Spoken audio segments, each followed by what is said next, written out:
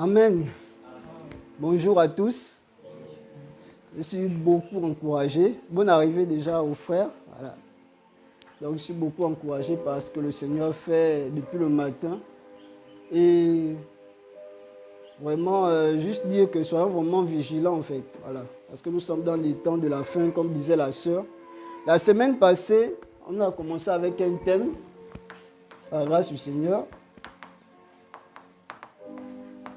Là.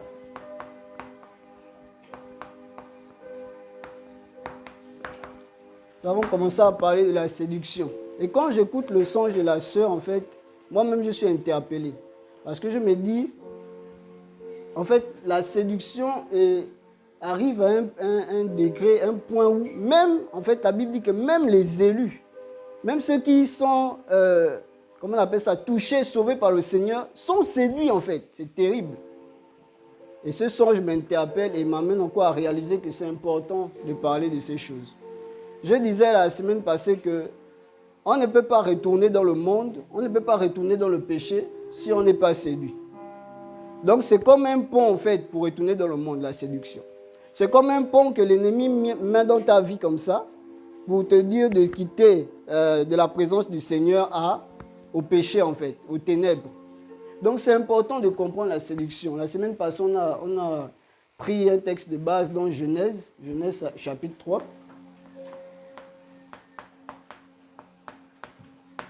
À partir du premier verset. Et on a vu comment le serpent a commencé à séduire Ève. Il a commencé, et au départ, on nous dit que le serpent était un animal rusé.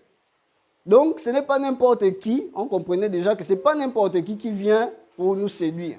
Ce sont des personnes, ou bien, on va dire ça comment? Des choses qu'utilisent, l'ennemi utilise la ruse. Et même dans les fausses doctrines, vous allez voir qu'il y a la ruse, comme on disait la semaine passée. On faisait comprendre que quand quelqu'un va t'apporter une fausse doctrine, il ne viendra pas directement te présenter la fausse doctrine. Il va d'abord venir avec des appâts. Il va te présenter d'abord des choses qui semblent être vraies en griffe. Mais après, au fur et à mesure qu'il va développer, si tu ne veilles pas, parce que tu as écouté des choses vraies au départ, tu vas être séduit. Est-ce qu'on réalise l'ampleur vraiment de la séduction en fait? Voilà. La séduction, c'est quelque chose de très, très, très dangereux dans la vie. Et on a besoin vraiment de comprendre comment l'ennemi fonctionne, comment l'ennemi opère pour nous emmener de quitter la présence du Seigneur au péché. Voilà. C'est ça son seul but, comme on disait la semaine passée. C'est ça le seul but de l'ennemi. Son but n'est pas que tu ne puisses pas avoir le travail. Non, c'est faux. Son but, c'est que tu partes en enfer. Ça veut dire qu'il peut permettre à ce que tu n'aies pas le travail, mais ce n'est pas le travail en tant que tel qui cherche à t'enlever. C'est ton éternité avec le Mashiach. C'est ce qui cherche à t'enlever, c'est tout. Mais toi, tu vas te dire, vraiment, je n'ai pas le travail, je passe des moments difficiles. Tu vas commencer à culpabiliser. Et après, il va venir te donner des paroles compliquées. Et après, séduction, comme on a vu. On faisait comprendre que la séduction, par rapport à la séduction, l'ennemi utilise nos sens, les 5 sens. Il se sert de nos faiblesses, donc de la chair, pour nous séduire. Parce qu'il sait que c'est par la chair que facilement on peut en fait être corrompu. Voilà. C'est par la chair. Donc l'ennemi va utiliser nos 5 sens. Donc on a vu la vue, n'est-ce pas? L'odorat, le toucher, le goûter, c'est ça, non? Et quoi encore? Et lui. Voilà. Ève va écouter au départ. Elle va écouter le serpent va parler. Ève va écouter.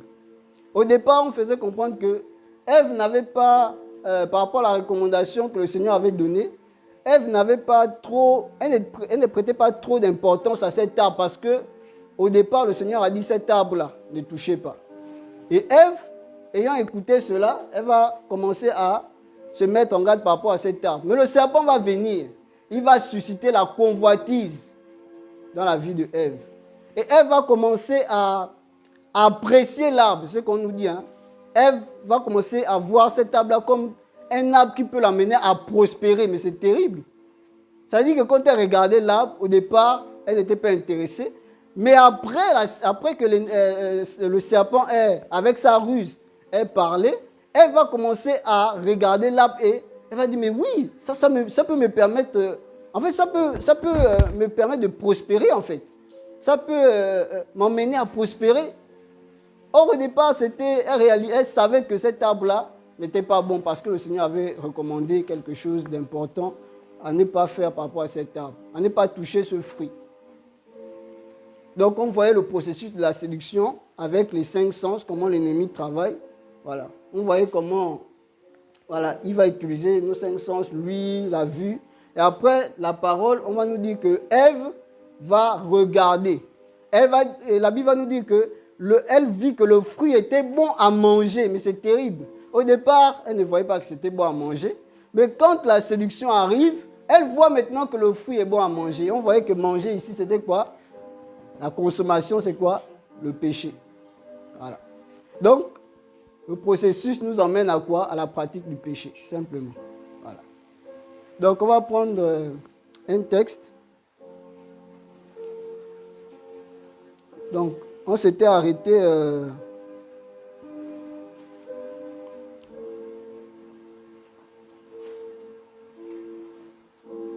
On s'était arrêté à la séduction par rapport aux œuvres de la chair. On a pris le passage de Proverbe 7.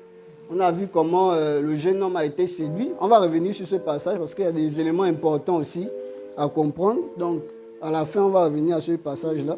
On a vu comment ce jeune homme, au départ, n'avait pas certaines envies, n'avait pas certaines ambitions. Mais cette femme-là, on va nous préciser toujours, une femme remplie de quoi? De ruse. Et la femme, avec la ruse, elle va venir, elle va commencer à donner des paroles à ce jeune homme. Elle va faire quoi? Elle va l'embrasser, donc le toucher.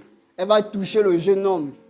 Et on voit par là que, par les paroles, par le toucher, le jeune homme a été séduit.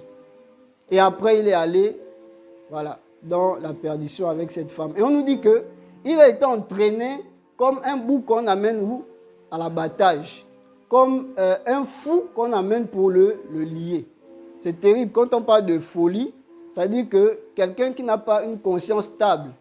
Voilà. Ça veut dire que la personne au départ était stable consciemment, mais après la séduction, après être séduit, la personne n'a plus de conscience. Voilà pourquoi on a pris 2 termes importants. Dans la séduction, on a pris 2 expressions importantes. On parlait de s'égarer. C'est avec 2 heures, hein? Bien sûr. Et être dans l'illusion. C'est ça, non? Ok. Donc, on comprenait que la séduction, ce n'est pas seulement l'ennemi qui va toujours venir, non. On comprenait que la séduction aussi, ça peut être nous-mêmes, comme le frère disait. Qu'on peut se séduire nous-mêmes par nos idéologies, par notre manière de penser, par notre manière de nous comporter, ou bien par notre manière de voir les choses simplement. On peut aussi se séduire soi-même. Donc, on ne doit pas seulement attendre que l'ennemi vienne avec, on appelle ça comment, l'épée, tout ça là, avec, de manière à nous attaquer, mais on doit aussi veiller sur nos propres vies. Parce que nous-mêmes, nous sommes des potentiels, je ne sais pas comment dire ça, des potentiels dangers par rapport à la séduction. Donc, c'est important aussi de comprendre que la séduction aussi parle de s'égarer soi-même. Voilà. Se séduire soi-même. Amen. Avant de continuer, par rapport... donc, on voyait... c'était le grand 1, non? Qui peut me rappeler, c'était quoi?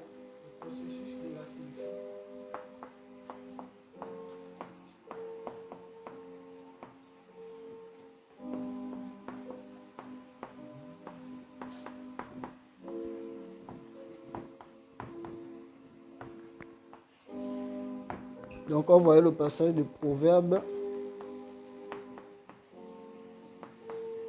7, à partir du premier verset. Donc, on va reprendre ce passage-là après. Je voulais d'abord qu'on lise un passage. 1 Timothée 4, à partir du premier verset.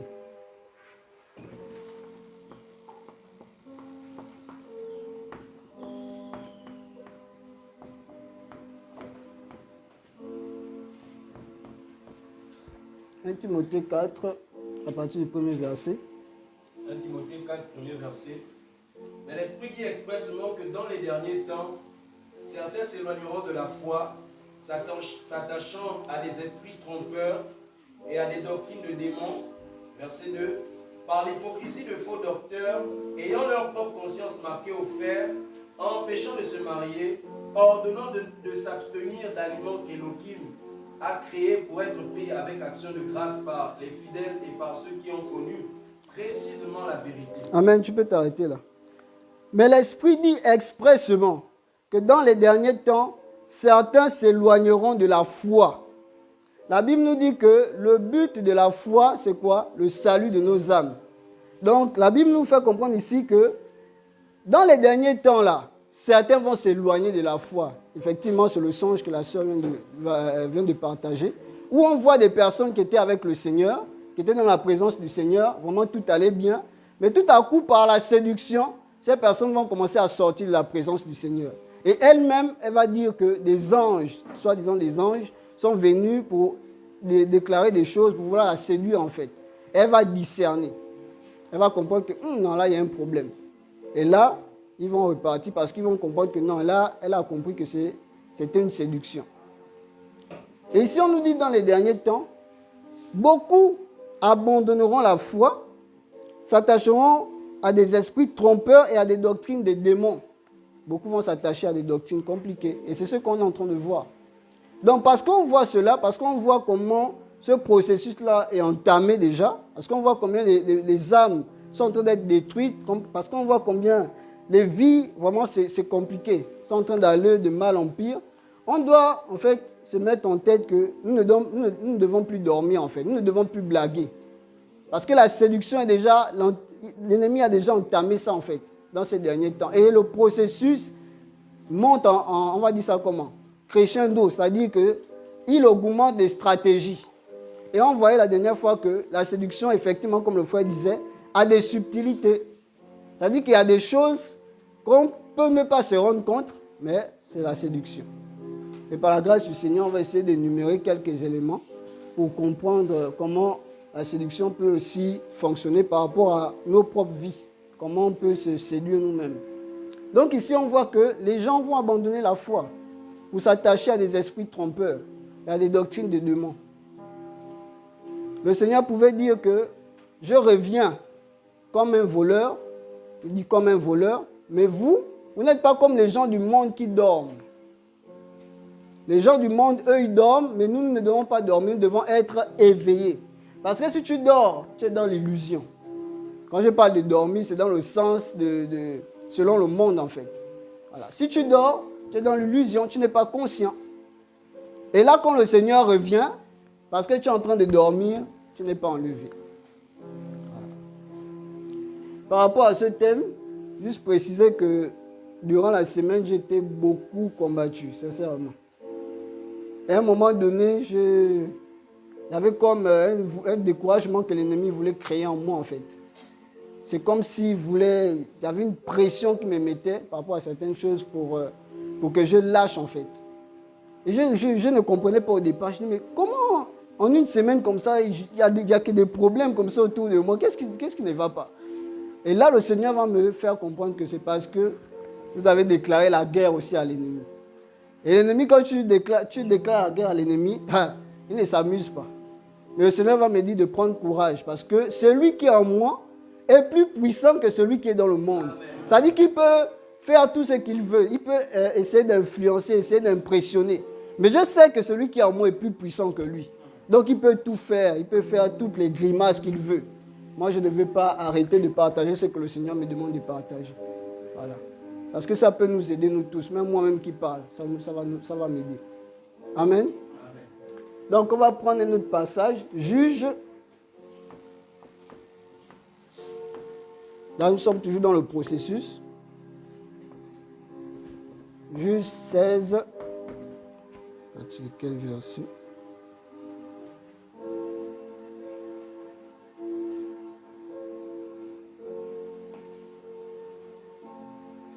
Donc, Juge 16, à partir du premier verset.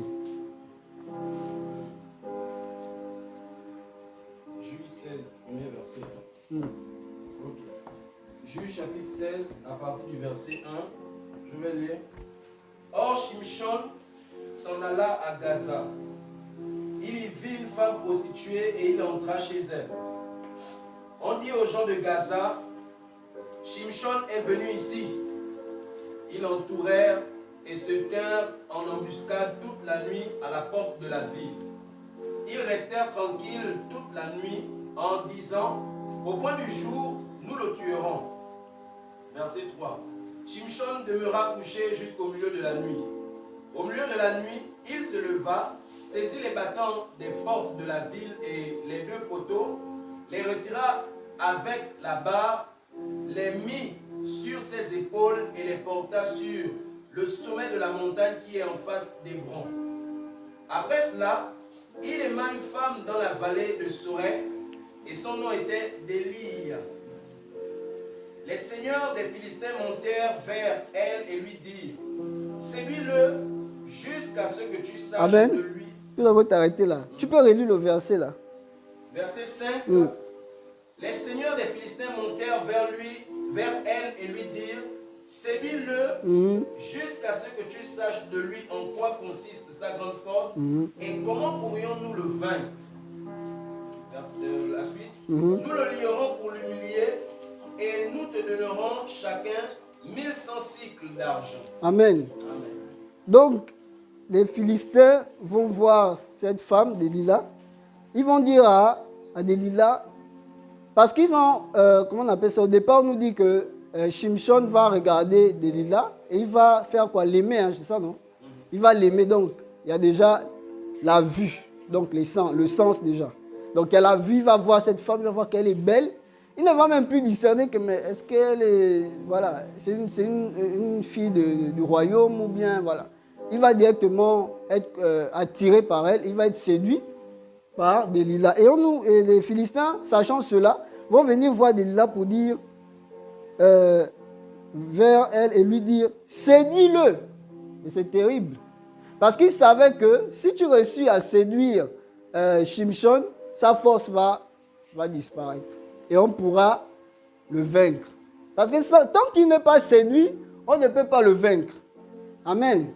Tant que nous ne sommes pas séduits, l'ennemi ne peut rien contre nous en fait. Donc le seul moyen pour lui de nous vaincre, de nous abattre dans cette guerre, c'est la séduction. Donc ils vont dire, séduis-le. La suite, séduis-le jusqu'à ce que tu saches de lui en quoi consiste sa grande force. C'est terrible, hein? Jusqu'à ce que tu saches en quoi consiste sa force. Parce que à chaque fois, il est toujours vainqueur. À chaque fois, c'est toujours lui qui est plus fort. Comment on peut faire pour l'abattre? Et c'est le travail de l'ennemi, merci Seigneur. Ça veut dire qu'il va chercher les failles dans ta vie. Il va chercher par tous les moyens, le moyen de rentrer, chercher une brèche par rapport à ta vie.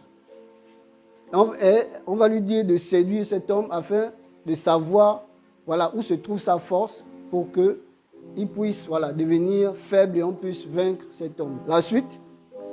Verset 6.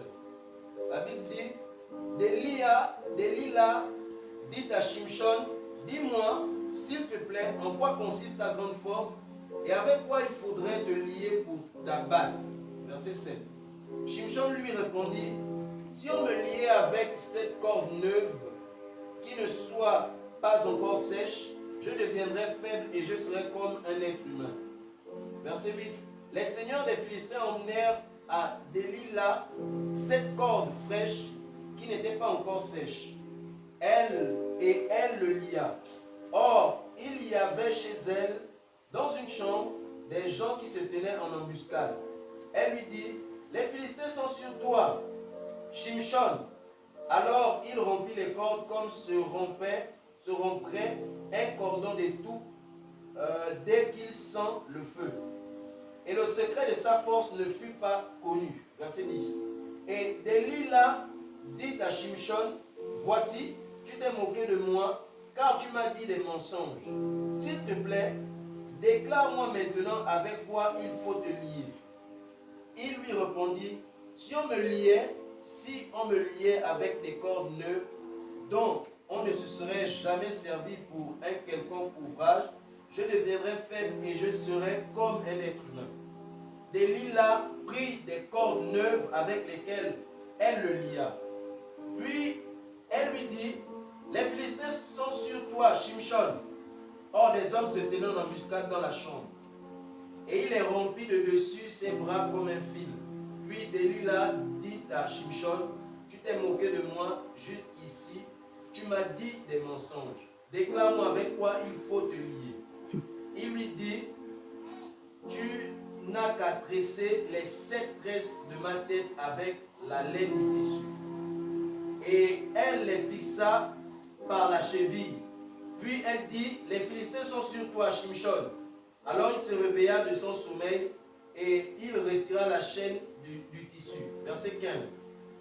Alors elle lui dit, comment peux-tu dire je t'aime, puisque ton cœur n'est pas avec moi? Tu t'es moqué de moi 3 fois et tu ne m'as pas déclaré en quoi consiste ta grande force. Verset 16. Comme elle le tourmentait et l'importunait tous les jours par ses paroles, son âme en fut affligée jusqu'à la mort. Alors, il lui ouvrit son cœur, tout son cœur, et lui dit, le rasoir n'a jamais passé sur ma tête, car je suis nazaréen d'Élohim dès le ventre de ma mère.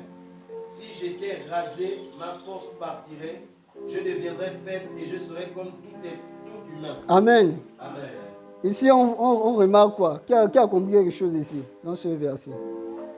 Ici, on remarque qu'au départ, elle va chercher, n'est-ce pas? Elle va chercher des failles, chercher. Mais à chaque fois, elle se rend compte que ce n'est pas ça la solution, en fait. Et c'est la même chose que l'ennemi fait. Il cherche, il va à gauche, il tente avec ceci. Il voit que ça ne marche pas. Il change, il essaie de changer jusqu'à ce qu'il va trouver la faille. Amen. Et ici, on nous fait comprendre qu'elle va l'importuner, littéralement, avec des paroles. Mais tu m'as menti, ce que tu me dis là, ce n'est pas ça. Et tellement les paroles résonnaient, ça a suscité la séduction en lui. Il a été séduit. Et après, oppressé, merci. Il a été séduit. Et après, il va donner, il va dire la vérité. Il va dire, voilà en fait ma force. Et ici, on peut voir la force comme étant la présence du Seigneur, simplement. Amen. La force comme étant la vie du Seigneur en nous, comme étant la sainteté. Voilà. C'est cette force-là que lui, il avait, c'est-à-dire la présence du Seigneur, c'est-à-dire le Seigneur dans sa vie. Et Delilah va venir comme susciter en fait quelque chose en lui. Il va être séduit et on va nous dire qu'il va être rasé par la suite, c'est ça, non? Et après être rasé, on va voir comment sa force va partir. La suite, le verset 18, la Bible dit, Delilah, voyant qu'il lui avait dévoilé tout son cœur, envoya appeler les seigneurs des Philistins et leur fit dire, montez cette fois-ci car il m'a dévoilé tout son cœur. Les seigneurs des Philistins montèrent vers elle et apportèrent l'argent de leurs mains. Elle l'endormit sur ses genoux. Ayant appelé un homme, elle rasa les 7 tresses de la tête de Shimshon et commença à le dompter. Sa force partit. Amen. Amen. On voit par la suite que la force est partie parce que la présence du Seigneur, c'est-à-dire les cheveux, ont été enlevés. Simplement. On voit ici qu'elle va l'importuner, les sens toujours. Il va écouter. Elle va le marteler jour et nuit. Mais dis-moi, dis-moi, dis-moi. Et l'ennemi, c'est comme ça qu'il travaille. Il va te marteler jour et nuit. Voilà, fais comme ça, fais comme ça. Il voit que ça ne marche pas. Il change de stratégie. Jusqu'à ce qu'il trouve la faille. Et vous allez remarquer que beaucoup de personnes, lorsqu'ils tombent dans le péché, quelconque péché, lorsqu'ils retournent dans le monde, vous allez voir que c'est ce péché-là, par lequel l'ennemi a réussi à l'attraper, qu'il a du mal en fait. Il va vous dire, vraiment j'ai envie de revenir dans le Seigneur. Mais ça là, c'est compliqué. C'est-à-dire la personne est comme envoûtée. Pas comme la personne est déjà envoûtée. C'est-à-dire ce péché-là tient la personne de telle sorte que la personne a du mal à se libérer en fait. Et on va nous dire qu'on va crever ses yeux, c'est ça non? On a déjà lu ça. Au verset 20. Vas-y. Verset 20. Alors elle dit, les Philistins sont sur toi. Shimshon, et il se réveilla de son sommeil et dit, je m'en sortirai comme les autres fois et je me dégagerai. Amen. Attends d'abord. Je m'en sortirai comme les autres fois, alors qu'il est séduit. Frère, c'est comment? Non, ça va par la grâce du Seigneur. Frère, il n'y a pas un problème. Non, ça va par la grâce du Seigneur. Je tiens par la grâce du Seigneur. Alors que tu sais bien qu'il y a quelque chose qui te tient. Alors que tu sais qu'il y a des choses qui sont difficiles dans ta marche chrétienne. Tu sais que tu as besoin d'aide. Mais tu dis, ça va par la grâce du Seigneur. Frère, viens, on va prier pour toi. Non, ça va par la grâce du Seigneur. Et vous voyez le comportement de Shimshon. Il va dire, je vais m'en sortir comme les autres fois. Autrefois, quand il y avait des batailles, tout ça, j'étais toujours victorieux. Lorsque l'ennemi venait m'attaquer, le camp ennemi venait m'attaquer, j'étais toujours victorieux. Donc je serai toujours victorieux. Alors que tu es déjà séduit. Ouais. Notre force, c'est la présence du Seigneur. Si elle est enlevée, c'est fini en fait. Aujourd'hui, là, si la présence du Seigneur nous quitte, dès qu'on sort là, c'est compliqué. Même seulement dès que tu sors seulement de la pièce. Quand tu sors de la pièce là, l'ennemi va seulement t'étendre quelque chose, tu vas prendre. Parce que c'est la présence du Seigneur qui est notre force. Merci Seigneur. Qu'est-ce que c'est David hein, contre Goliath? Qu'est-ce que David va dire à Goliath? Que tu viens avec moi, tu viens vers moi avec la lance et quoi? Mais moi je viens au nom de... Amen. Je viens au nom de Yahweh. Ça dit, il met Yahweh devant parce qu'il sait que c'est Yahweh qui peut lui donner la force de vaincre Goliath. Voilà. Mais Shimshon ici, étant séduit, voilà, va penser que sa force était toujours là. L'Esprit du Seigneur est parti depuis. Voilà. La présence du Seigneur est partie depuis. Et toi, tu te dis que tu es encore voilà, avec le Seigneur. Et quand l'ennemi vient, il te détruit en fait. Amen. On va lire la suite. La suite. Mais il ne savait pas que Yahweh s'était détourné de lui. Verset 21. Les Philistins se saisirent et le saisirent et lui crevèrent les yeux. Ils le descendirent à Gaza et le lièrent avec une double chaîne de cuivre. Il tournait la meule dans la maison d'arrêt. Les cheveux de sa tête commencèrent à pousser depuis qu'il avait été rasé. Les seigneurs des Philistins se rassemblèrent pour sacrifier un grand sacrifice à Dagon, leur Elohim, et pour la joie. Ils disaient, notre Elohim a livré entre nos mains Shimshon, notre ennemi. Amen. On va nous dire ici, mais il ne savait pas que Yahweh s'était retiré, il ne savait pas. Il était dans quoi? L'illusion. Il ne savait pas. Lui se disait que la présence du Seigneur était toujours là, que tout allait bien. Mais il était dans l'illusion. Et là, on va voir qu'ils vont venir crever ses yeux. Les yeux nous parlent de quoi? La vision, n'est-ce pas? Or, le but de la foi, c'est quoi? Le salut de nos âmes. Notre vision, c'est quoi? Le ciel, n'est-ce pas? Donc, on va venir crever ses yeux pour qu'il n'ait plus la vision. Pour qu'il n'ait plus cet objectif-là de plaire au Seigneur. Voilà. La vision, c'est le ciel. C'est ça l'image de la vision ici. C'est-à-dire que l'ennemi va venir te voiler. Tu es tellement dans l'illusion, tu es tellement voilé que la vision du ciel est partie. Tu marches maintenant comme un fou qu'on emmène voilà, pour le lier, comme ce jeune homme. Amen.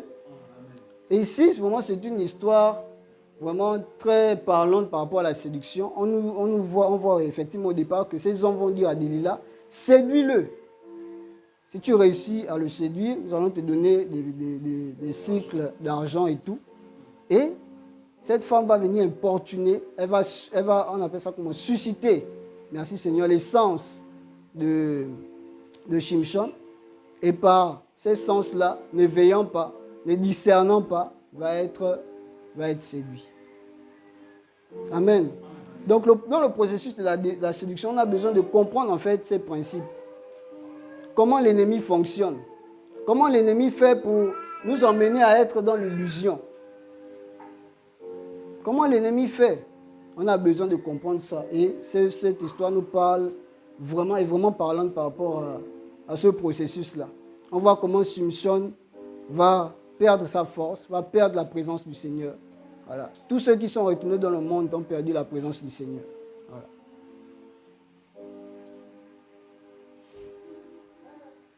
Merci Seigneur. Dans la suite, on va nous dire que Samson, les cheveux vont commencer à pousser et il va... voilà. Et le Seigneur faisait comprendre aussi ici que il y a des moments où tu peux être séduit, n'est-ce pas? Mais tu manifestes toujours certaines choses. Ça dit que tu es déjà séduit, mais tu arrives quand même à faire certaines choses selon le... Tu prêches. En fait, tu sens que... En fait, tu as l'impression que le Seigneur est toujours là. Tu as l'impression que tu es toujours dans la présence du Seigneur parce qu'il y a la manifestation de certains dons. Mais alors que tu n'es plus dans la présence du Seigneur. Il reste seulement le péché, que l'esprit s'en va. Tu as étouffé l'esprit en fait. Amen. Voilà. Il y a certaines personnes comme ça, quand ils voient que, il sait bien que non, sa vie c'est compliqué. Mais il s'est séduit en voyant des grâces. Et beaucoup de pasteurs, c'est ça, hein, dans les assemblées. Ils voient que quand ils prient pour quelqu'un, la personne tombe. Donc son péché là, en fait, il ne prête plus attention à ça parce qu'il s'est dit, mais le Seigneur est toujours là. Le Seigneur n'est plus là. Voilà. Il ne se répand pas de ses dons, de ses grâces. Voilà. Et dans le processus de la séduction, il y a un niveau, mes frères, il y a un niveau où le Seigneur te livre. C'est terrible hein, de dire ça. Il y a un niveau où le Seigneur te livre parce que tu n'as pas veillé, parce qu'il t'a interpellé, tu n'as pas voulu écouter, il te livre. C'est terrible. Tu n'as pas voulu écouter. Le Seigneur t'a tellement interpellé que ne va pas, ne fais pas ceci. Oh Seigneur, voilà, tout ça là, c'est ma vie. À un moment donné, plus tu désobéis au Seigneur, plus tu déshonores le Seigneur, à un moment donné, le Seigneur te livre en fait. Vous allez voir des personnes, c'est compliqué. Pour revenir dans le Seigneur, c'est vraiment... Il y a d'autres personnes qui arrivent à revenir, mais d'autres, c'est compliqué. Parce que le processus est tellement engagé dans sa vie que, voilà. La Bible va dire que si... merci Seigneur, on va lire un passage.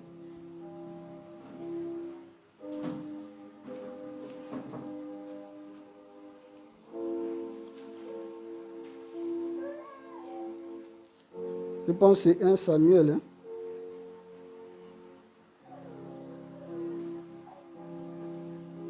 « 1 Samuel 4.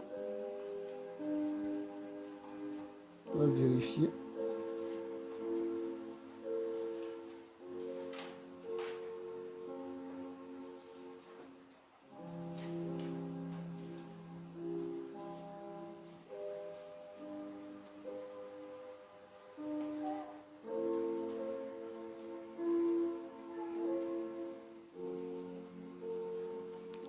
Je cherche le passage où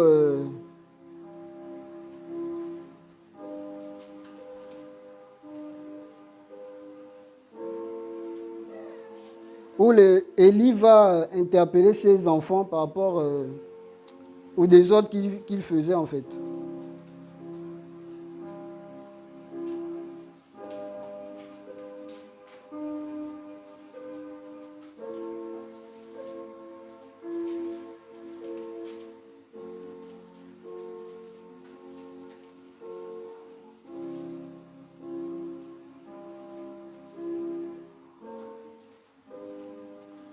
Si quelqu'un trouve, il peut me faire signe. Où Élie va parler à ses enfants. Il va interpeller ses enfants par rapport au péché qu'ils commettaient en fait.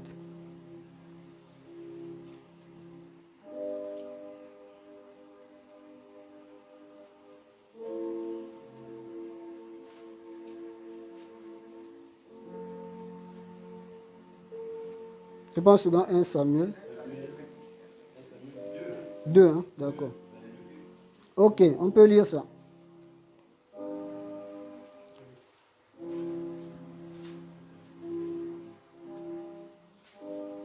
Samuel 2, 22, Élie était fort âgé et il a apprit comment ses fils agissaient à l'égard de tout Israël. Il apprit aussi qu'il couchait avec les femmes qui s'assemblaient à l'entrée de la tente de la rencontre. Il leur dit, pourquoi faites-vous de telles choses? Car j'apprends de tout le peuple aux mauvaises actions. Non, mes fils, ce que j'entends dire n'est pas bon. Vous poussez le peuple de l'Éternel à la transgression. Si un homme pêche contre un autre homme, Dieu le jugera. Et si un homme pêche contre l'Éternel, qui intercédera pour lui? Ça, quel verset? Verset 22. Maintenant, au verset 25, on nous dit ici, si un homme a péché contre un autre homme, le juge interviendra. Mais si quelqu'un pêche contre Yahweh, qui interviendra pour lui? Mais ils n'obéirent pas à la voix de leur père parce que Yahweh voulait les faire quoi? Voilà pourquoi je parlais de livraison. Il y a un degré où le Seigneur te livre en fait. Parce que tu n'écoutes pas. Voilà. Donc c'est biblique, ce que je dis. Voilà. Et on nous fait comprendre par le haut, en haut ici que si quelqu'un combat, c'est même au verset 25, si un homme a péché contre un autre homme, le juge interviendra. Mais si on pêche contre Yahweh, qui va nous aider? Qui va nous sauver en fait? C'est fini. Et là, Élie va interpeller ses enfants, ils ne vont pas écouter.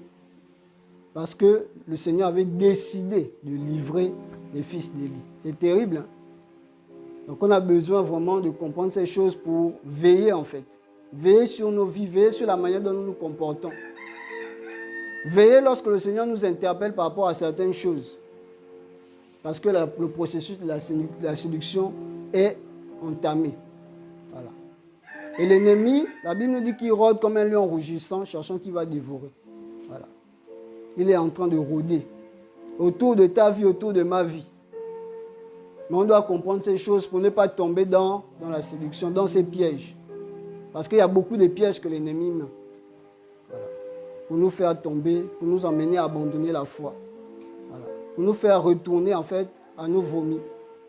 Voilà. Jacques, on va prendre un passage.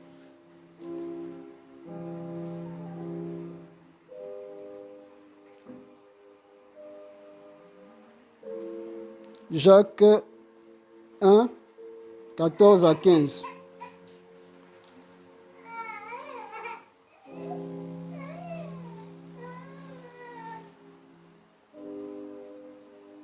Jacques au chapitre 1, verset 14 à 15. Jacques chapitre 1, verset 14 à 15. Mais chacun est tenté parce que sa propre convoitise l'attire et le séduit. Où est la convoitise lorsqu'elle a conçu enfante au péché? Le péché, parvenu à son terme, engendre la mort. Amen. Jacques va nous faire comprendre que chacun est attiré et amorcé par sa propre convoitise. Donc, le fait aussi de s'égarer. Donc, on a vu un certain nombre on a vu des versets, des passages, des histoires qui étaient parlantes par rapport à la séduction. On a vu comment l'ennemi travaille en suscitant nos sens. Et là, dans ce passage, on nous fait comprendre qu'on peut en fait se séduire nous-mêmes par nos propres convoitises. Donc on va aller dans un passage, 2 Samuel 11, de 1 à 17. 2 Samuel 11, on va voir une histoire où une personne voilà, a décidé de se corrompre. Jusque-là, on comprend. Si ça va vite, vous pouvez me faire signe. Hein? Je peux. Voilà. Donc, 2 Samuel plutôt 11.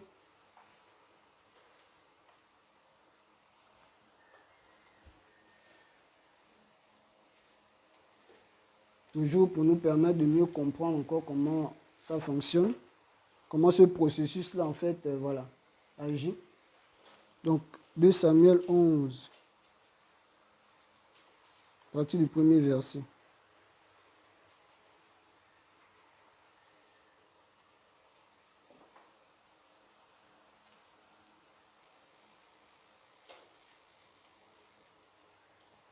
Quelqu'un n'a pas, je peux lire. Hein. Oui. Et l'année suivante, au temps où les rois se mettaient en campagne, David envoya Joab avec ses serviteurs et tout Israël pour porter la destruction chez les Ammonites et pour assiéger Rabat. Mais David resta à Jérusalem. Un soir, David se leva de sa couche et comme il se promenait sur le toit de la maison royale, il aperçut une femme qui se baignait et qui était très belle. David envoya prendre des informations sur cette femme. On lui dit, c'est Bathsheba, fille d'Eliam, femme d'Uri, le Hittite. David envoya des messagers pour la chercher. Elle vint vers lui et il coucha avec elle alors qu'elle se purifiait justement de son impurité. Elle retourna dans sa maison. Cette femme devint enceinte et envoya dire à David, je suis enceinte. Alors David envoya dire à Joab, envoie-moi Uri le Hittite. Et Joab envoya Uri à David. Uri se rendit auprès de David, qui l'interrogea sur l'état de Joab, sur l'état du peuple et sur l'état de la guerre. Puis David dit à Uri, descends dans ta maison et lave tes pieds. Uri sortit de la maison royale et il fut suivi d'un présent du roi. Mais Uri se coucha à la porte de la maison royale avec tous les serviteurs de son Seigneur. Amen, tu peux t'arrêter là. Ici, on voit une histoire, effectivement, David. On va nous dire que David va regarder. Voilà, il va... Nous sommes à quel verset là? David s'étant levé de sa couche et se promenant sur le toit de la maison royale, aperçut du toit une femme qui se baignait. On a dit que David aperçut. Et après on dit, cette femme était très belle de figure. Donc, en voyant la femme, David tout de suite est séduit et David envoya demander qui est cette femme. Parce qu'il a vu la beauté de la femme. Amen. Donc, on voit ici comment la personne peut s'égarer soi-même.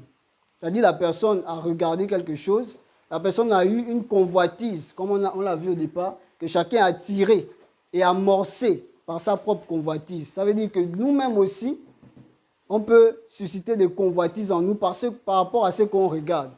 C'est-à-dire qu'il y a des choses qu'on peut voir dans ce monde, il y a des femmes qu'on peut voir dans ce monde, pas seulement les femmes, il y a aussi l'argent. Parce qu'il y a des personnes, effectivement, qui tombent dans l'escroquerie. Voilà.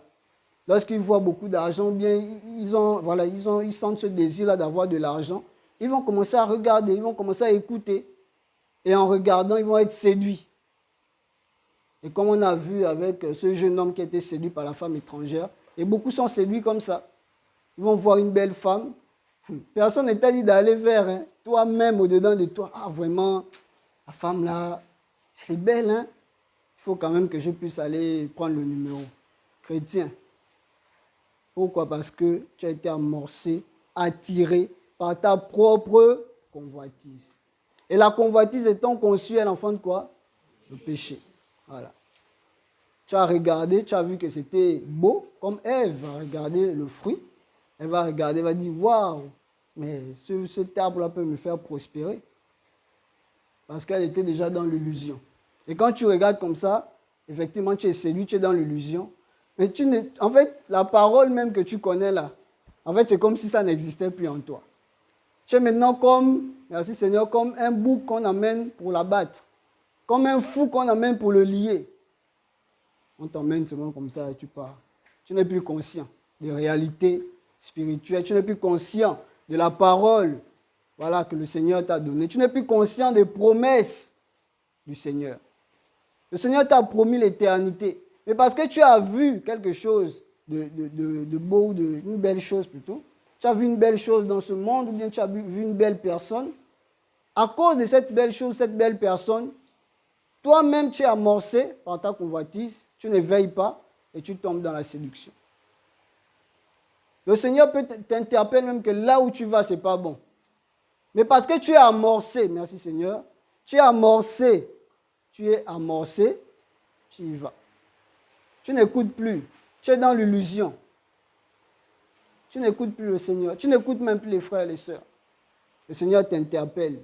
Mon fils, ma fille, fais comme ça, ne fais pas comme ça. Le Seigneur te parle. Toi-même, au-dedans de toi, tu es convaincu que non, là, ça c'est quand même le Seigneur qui est en train de me parler. Ça nous arrive, nous tous, où le Seigneur nous interpelle par rapport à certains aspects de nos vies. Mais si on ne veille pas, séduction. Oui? Excusez-moi de prendre la parole. Mhm. Je suis un peu confus dans mes pensées. Mhm. En fait, je voulais savoir si la séduction est venue du fait du péché d'Adam ou bien est venue du fait de la loi de Moïse. La séduction, on a vu, non, dans Genèse 3. Ça commence là, en fait. Et non, ça ne commence même pas là. Ça commence avec, avec Lucifer. Comment il va séduire, on va dire, il a séduit comment? Un tiers des anges, des enfants de lumière. Il a séduit un tiers. Donc ça commence depuis même là-bas, en fait. Parce qu'il avait la convoitise, effectivement. Il convoitait, en fait, le trône du Seigneur. Et en convoitant le trône du Seigneur, il va être séduit. Et il va séduire. Ça veut dire que celui qui vient séduire, merci Seigneur, c'est une très belle question. Celui qui vient séduire, l'autre est déjà séduit. Voilà. Celui qui vient te séduire est déjà séduit. Voilà. Donc si quelqu'un vient te présenter une doctrine compliquée, on va le voir par la suite, c'est une personne qui est déjà dans la séduction. C'est une personne qui est dans l'illusion. En fait, tu es en train d'écouter un fou. Désolé de dire ça comme ça, en fait. Voilà. Tu es en train d'écouter un fou. C'est comme si quelqu'un, des fous, même des malades mentaux qu'on voit dans la rue, là, venait te parler que vraiment, voilà quoi. Je suis Yeshua, suis-moi. C'est carrément ça, hein, dans l'esprit. Et c'est terrible. C'est carrément ça dans l'esprit. C'est-à-dire quand quelqu'un vient te parler, tout de suite, peut-être physiquement, tu ne vois pas que. Mais spirituellement, c'est une personne qui est envoûtée. C'est une personne qui est dans l'illusion. Et toi, tu vas écouter quelqu'un qui n'a pas de conscience. C'est terrible, hein? Et tu vas te laisser emporter par cette personne qui n'a pas de conscience. Mais vous deux, vous devenez des inconscients, après vous tombez dans le trou. Si deux aveugles, on appelle ça marche, un aveugle plutôt conduit un autre aveugle, les deux font quoi? Voilà. C'est ça en fait. Donc ceux qui viennent nous présenter certaines doctrines-là, on a réalisé que mais ce sont des gens qui sont dans l'illusion. Quelqu'un est dans l'illusion et moi je vais l'écouter. Non, ce n'est pas vrai. Parce que j'ai compris ce que le Seigneur m'a donné comme promesse, parce que le Seigneur a donné un certain nombre de choses par rapport à sa parole. Moi, je ne vais pas l'écouter. On a une autre histoire avec, il s'appelle comment? Non, pas Shimshon. David, Salomon, non pas Salomon, Akab. Voilà. On ne va pas la prendre parce que voilà, on va aussi avancer. Donc ici, là, c'était juste pour montrer comment la personne peut être attirée et amorcée, parce que c'est aussi important de comprendre ça. Voilà. Nous-mêmes aussi, on peut se séduire. Voilà. Au-dedans de toi, tu sais bien que la situation dans laquelle je suis là, ça ne plaît pas au Seigneur. Mais tu te trouves même des raisons, en fait. C'est terrible. Merci Seigneur. Oui, il y a des gens comme ça. Il se trouve des raisons pour satisfaire sa position, alors qu'il sait que ce n'est pas bon. La position n'est pas bonne. Il se trouve des raisons. Voilà. Parce qu'il ne veut pas en fait quitter de ce point-là. Parce qu'il ne veut pas abandonner la chose. Parce que la personne est tellement déjà séduite par cette chose. Et la personne va se trouver des raisons, non, vraiment, pour pouvoir rester là, ne plus bouger. Ce n'est pas comme ça que le Seigneur voudrait qu'on marche en fait. Quand le Seigneur nous interpelle, écoutons. Parce que si on n'écoute pas, le Seigneur n'est plus responsable. Parce qu'il a déjà fait le pas de parler en fait à ton cœur. Le Seigneur a fait le pas de t'interpeller. Mais si tu n'écoutes plus, le Seigneur n'est plus responsable. Voilà. Le Seigneur va montrer quelque chose, ou bien va parler par une prophétie. Si, au-dedans de toi, tu sens que la prophétie, là, quand même, quand je regarde ma vie, là, c'est vrai. Mon frère, ma soeur, prends tes deux pieds, viens auprès du Seigneur, dis Seigneur, aide-moi à sortir de là. Mais si au-dedans de toi, tu sais que ce n'est pas du Seigneur, tu fonces. N'est-ce pas, non? Voilà. Parce qu'il faut mettre l'équilibre, c'est ça, non? Voilà. Donc, c'est ça. Donc, on va passer à un autre point. Voilà. Au 2, on va parler de la séduction par rapport aux fausses doctrines. Voilà. Oui. Non, pas au grand 2, au petit 2. Ça, c'était au petit 1, non? Ça, c'était pas grand 1. Ok.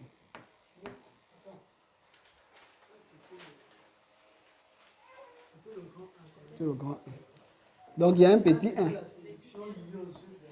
Voilà, la séduction liée aux œuvres de la chair, petit 1. Voilà. Donc, on va passer au petit 2. Bon, ceux qui notent, hein, je vais donner comme ça, par rapport à ce que j'ai noté ici. Petit 2, la séduction par rapport aux fausses doctrines. Voilà. Donc, quand on parle de doctrine, on ne doit pas voir, la doctrine seulement dans le sens des religions, en fait. La doctrine aussi, il y a aussi par rapport aux idéologies, aux traditions, c'est aussi des doctrines, en fait. C'est ce qu'on voit. Voilà, par rapport aux idéologies aussi, on appelle ça comment? À notre manière aussi de voir les choses, qui n'a rien à voir avec la volonté du Seigneur, bien la parole du Seigneur, c'est aussi une doctrine, en fait. Et on va voir comment, effectivement, Satan va venir présenter un message à Ève. Le Seigneur a-t-il réellement dit, c'est faux, si vous en mangez, vos yeux vont s'ouvrir et vous serez comme lui. Fausse doctrine. Amen. Amen. Voilà. On ne doit pas voir seulement la doctrine comme Kakou Philippe qui va venir dire non, suis-moi, non, non, non. Il y a aussi nos idéologies, il y a aussi, en fait, on appelle ça comment? Les convictions des hommes. Voilà. Parce que les hommes aussi ont leurs convictions, ils croient en certaines choses, on peut voir les traditions et autres. Voilà.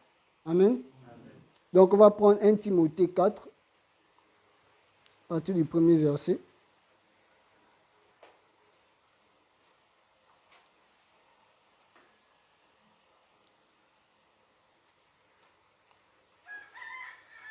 « 1 Timothée 4, à partir du premier verset. Si quelqu'un a la page peut lire.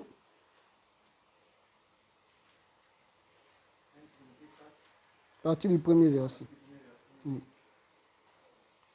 l'Esprit dit expressément que dans les derniers temps, certains s'éloigneront de la foi, s'attachant à des esprits trompeurs et à des doctrines du démon. Amen.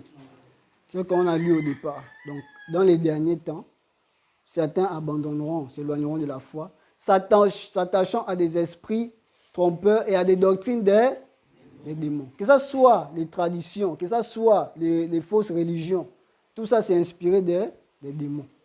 Voilà pourquoi au départ je disais que quand on parle de doctrine, on doit voir ça dans ces différents angles-là en fait. Amen. On va prendre un autre passage, Éphésiens 5, 29. Donc, on a pris un premier passage, 1 Timothée 4, où on nous faisait comprendre que dans les derniers temps, effectivement, beaucoup vont être amorcés par des fausses doctrines, beaucoup vont tomber dans des fausses doctrines, beaucoup vont abandonner la foi. Voilà. Merci Seigneur. La Bible dit quoi? La foi vient de ce qu'on entend. Et ce qu'on entend vient de quoi? La parole. Voilà. Donc, si tu entends quelque chose qui n'a rien à voir avec la parole, ça peut susciter une forme de foi. Ce n'est pas la foi véritable. Voilà. C'est une foi éphémère qui te conduit à la perdition, aux fausses doctrines. Voilà. C'est ça, non? Voilà. Donc, Éphésiens 5, 29.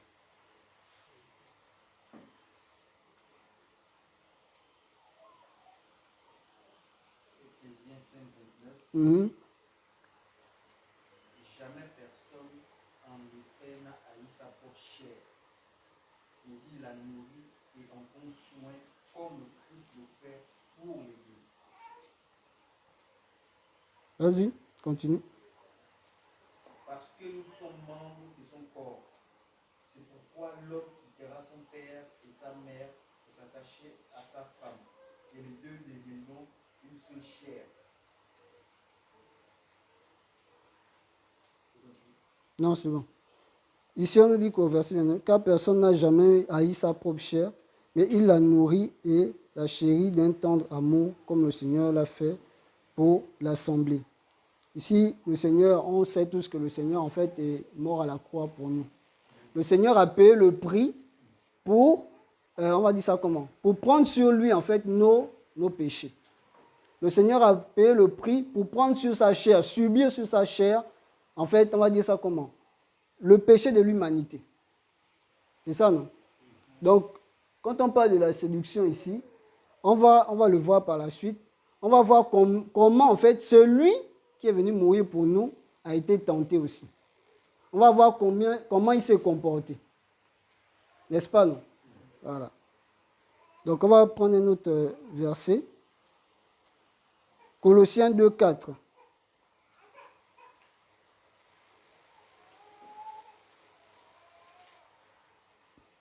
Avant de prendre Colossiens 2, 4, on va noter petit a, parce qu'ici il y a 2 points. On va parler de la séduction par rapport aux fausses religions. Donc, au petit a ici, on va mettre la séduction par rapport aux fausses religions. Donc, on va scinder ça en 2 éléments. Donc, on a la séduction par rapport aux fausses religions, ou bien aux religions des hommes. Pourquoi j'ai dit fausse religion? Parce qu'il y a une religion qui est pure, qui est vraie. Donc, on peut voir dans Jacques 1, 26 à 27. On va lire, parce que c'est important de lire aussi. Comprendre. Jacques chapitre 1. Donc, vous pouvez déjà noter Colossiens. Hein. Jacques, c'est juste pour expliquer par rapport à la religion.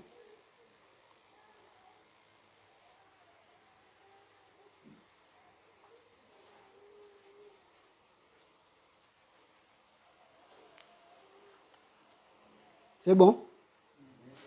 Donc, Jacques chapitre 1, verset 26. Si quelqu'un parmi vous pense être dans l'adoration d'Élohim, sans brider sa langue, mais séduit son cœur, sa religion est vaine. Si son cœur est séduit, sa religion est comment? Vaine. La religion pure et sans souillure devant notre Élohim et Père, c'est de visiter les orphelins, les veuves dans leur tribulation, et de se conserver sans tâche, loin du monde. C'est ça la religion selon le Seigneur. Donc ça veut dire qu'il y a la religion des hommes et la religion du Seigneur. Voilà. Donc quand on parle de religion, on doit comprendre que ce n'est pas seulement les fausses doctrines. Hein. Voilà. Il y a aussi la religion du Seigneur en fait. C'est-à-dire le fait de se conserver pur devant le Seigneur, c'est ça la religion selon le Seigneur. Amen. Voilà. Donc on peut lire Colossiens là, qu'on a pris.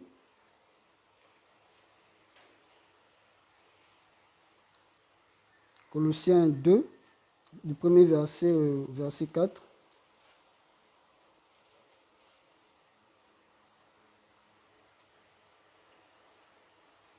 Donc là, nous sommes sur les religions des hommes ou les fausses religions. Voilà.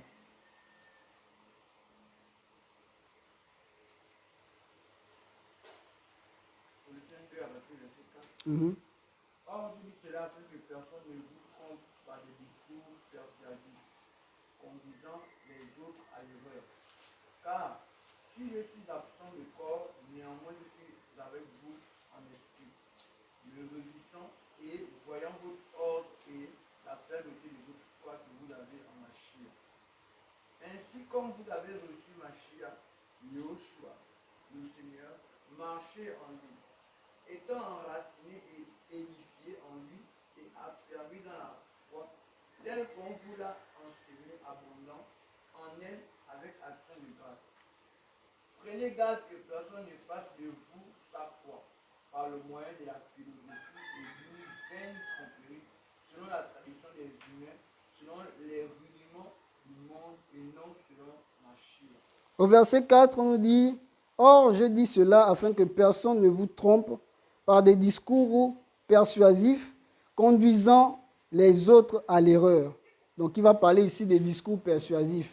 Je vais vous raconter une histoire. Pourquoi c'est important aussi de parler, dans la séduction, c'est important de parler de la séduction liée aux fausses doctrines, liée voilà, aux traditions, tout ça, aux traditions des hommes.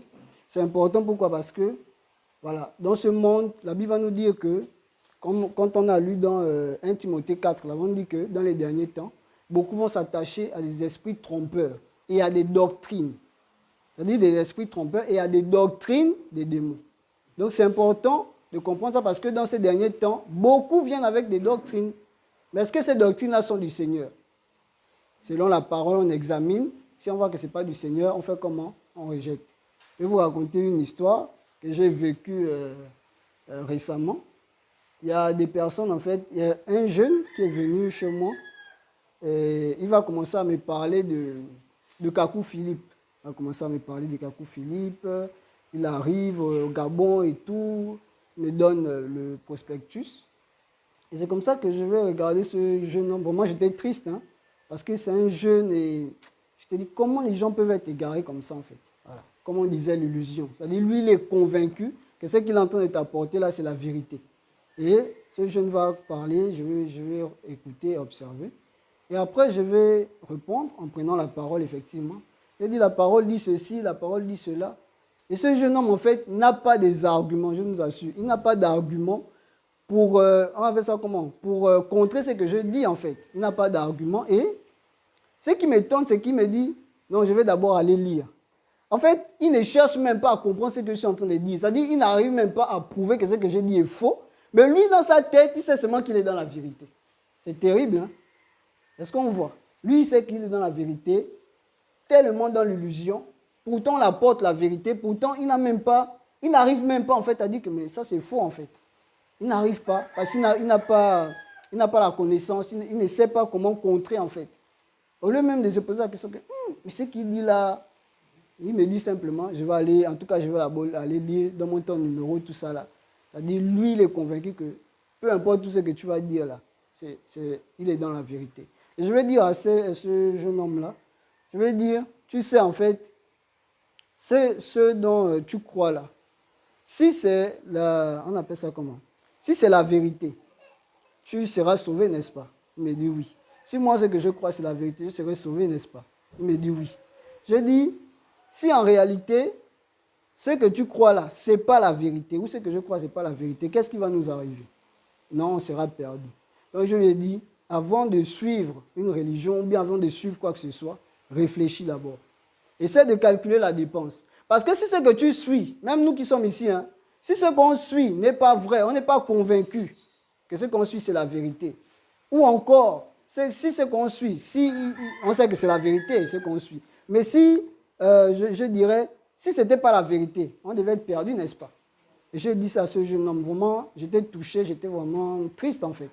Je lui ai dit, effectivement, si ce que tu suis là, ce dont tu es convaincu là, si ce n'est pas la vérité, mon ami, c'est compliqué pour toi. Et je l'ai interpellé, j'ai pris des passages pour démontrer qu'effectivement, on ne peut pas suivre cet homme en fait. Voilà. C'est le Seigneur qu'on doit suivre. Voilà. C'est le Mashiach qu'on doit suivre. Voilà. Ce n'est pas un homme, ce n'est pas Kakou Philippe. Alors, je suis le prophète des temps de la fin. À chaque temps, il y a un prophète. Qui vous a dit ça? Chaque temps, il y a un prophète et tout. Paul dit, je vous ai enseigné tout le conseil d'Élohim sans en rien cacher. Donc, c'est comme si on remettait même en cause, en fait, ce que Paul a enseigné. On dit, non, Paul, vraiment, tu es limité, en fait. Même pas Paul, on va même plus loin. Le Mashiach est limité. C'est terrible. Quel égarement. Ça veut dire qu'on limite le Seigneur. On dit, le Seigneur ne peut pas nous sauver. Ça veut dire qu'on rejette l'œuvre de la croix. Merci, Seigneur. On rejette carrément l'œuvre de la croix. Vous voyez la dangerosité de cette doctrine, en fait. Ces fausses doctrines. De ces fausses religions. On rejette l'œuvre de la croix. Non, c'est Kakou Philippe qui est le chemin, la vérité, la vie, c'est lui qu'on doit suivre. Mais c'est faux. La Bible nous dit quoi? Yeshua dit, je suis le chemin, la vérité et la vie. Est-ce qu'il a dit, nous sommes les chemins? C'est écrit que je suis le chemin. Nul ne vient au Père que par moi. Donc on ne peut pas emprunter un autre chemin que le chemin qui est le Mashiach en fait.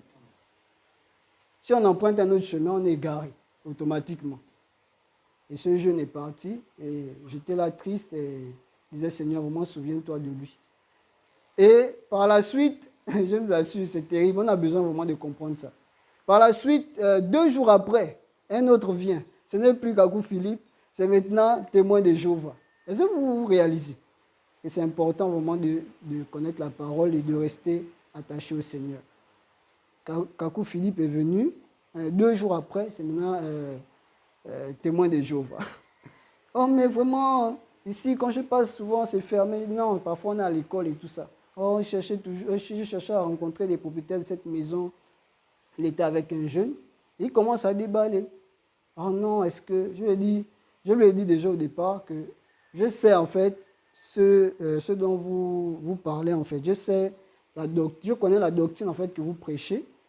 Je ne veux pas être dans les débats parce que j'étais triste en fait. Je ne veux pas être dans les débats. Non, ce n'est pas les débats, tout ça. Il a commencé, j'ai dit, bon, je vais quand même vous écouter. Il a commencé, ah non, qui va détruire la terre? Comment des choses même, je ne sais même pas. Qui va détruire la terre? Est-ce que c'est Satan? Est-ce que c'est Dieu? Tout ça là, est-ce que c'est Elohim? Bon, il lui dit Dieu, hein? Est-ce que c'est Dieu qui va détruire la terre? Je suis là, je me dis, mais attends, comment les gens peuvent être envoûtés? En fait, tu me racontes même quelque chose, je ne sais même pas. Au lieu de venir même me présenter ta religion, tu me parles de qui va détruire la terre. Bon. Insensé. Des choses vraiment qui n'ont même pas, voilà, d'importance en tant que tel.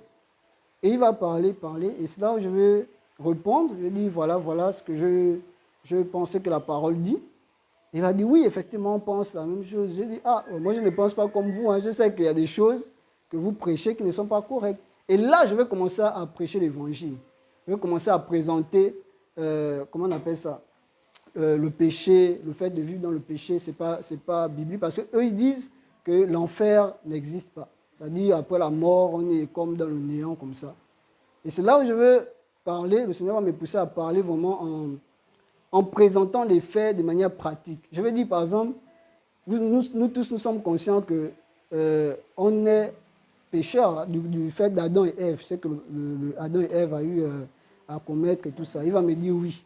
Il dit, est-ce que vous n'avez pas déjà vu des enfants, des enfants, hein, des bébés, peut-être 1 an, 2 ans, qui se comportent un peu bizarrement? Pourtant, il n'est pas vraiment conscient encore. Mais pourquoi il se comporte mal? Parce que dans sa chair, il a hérité du péché, effectivement, d'Adam et Ève. N'est-ce pas? Et là, je vais lui faire comprendre que mais la nature nous enseigne. Dans le monde, déjà, le Seigneur nous dit que la nature nous enseigne, que c'est lui qui a établi les juges et tout ça, pour mettre l'ordre. Vous, dans le monde, on voit que quand un voleur, quand quelqu'un vole, par exemple, ou bien quand quelqu'un commet quelque chose de mauvais, il est amené au palais de justice et il est jugé.